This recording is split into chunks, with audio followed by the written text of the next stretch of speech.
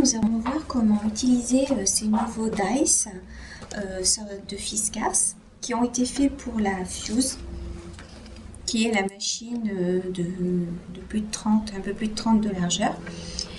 Normalement, ils sont faits donc pour cette machine-là. À la fois, ils coupent et ils embossent.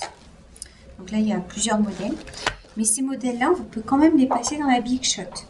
Et vous voyez, de façon très simple, c'est ce que je vais vous montrer. Alors tout d'abord, l'avantage, c'est qu'ils sont vendus dans une boîte comme ça. Alors c'est pratique parce que lorsqu'on les range, soit on voit par-dessus la forme de découpe, soit ici on voit la forme de découpe et la référence. En plus, il y a normalement deux plaques à embosser. Et donc on peut mettre les deux plaques à embosser à l'intérieur et refermer le tout. Comme ça on ne perd rien, tout est ensemble. Il y a aussi une fois qu'on a une plaque de découpe, on peut aussi acheter juste le complément d'embossage pour voir d'autres motifs. Donc ce que je vais vous montrer, c'est qu'on peut à la fois couper, embosser et ancrer.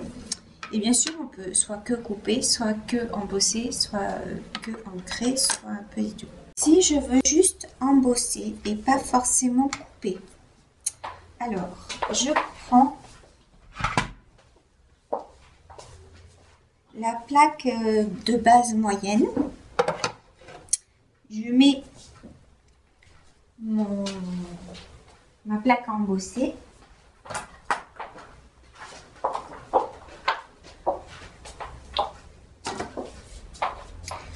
je mets mon papier que je veux embosser, ma plaque médium, et dessous je vais mettre aussi une petite plaque de plus qui elle vient de du kit de plaques pour la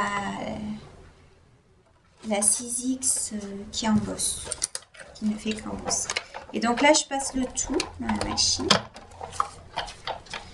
Et donc, ça, j'avais pas enlevé l'étiquette. Oups. Malgré le fait qu'il y ait l'étiquette, voilà. Ça a donc embossé. Alors bon, le texte est en anglais. On espère que Fiskars va en faire en français. Avec merci. Je suis sûre qu'ils y ont pensé.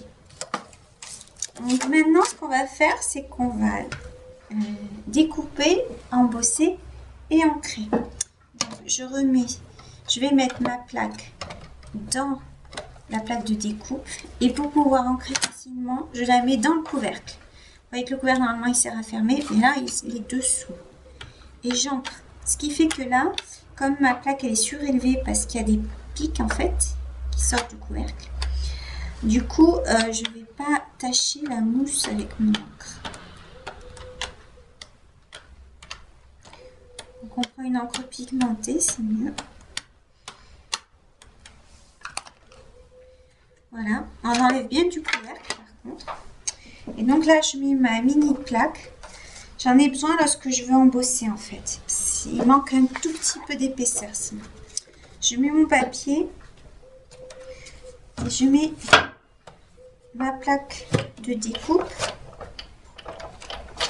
Voilà, et je passe le tout à la Big Shot. Alors, là, j'ai un mal, donc je vais vous montrer justement comment on fait quand ça reste coincé. Là, c'est facile parce qu'on a la plaque de découpe, d'embossage, donc on met là-dedans et voilà. Et donc là, en fait, ça ancré dans les creux. C'est de l'imprint.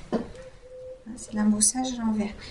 Donc, si par exemple il n'y avait pas de texte, on pourrait très bien utiliser aussi, si on veut l'encoter embossage qui ressort, le dos. Dans ce cas, on peut ancrer par-dessus facilement avec les techniques classiques.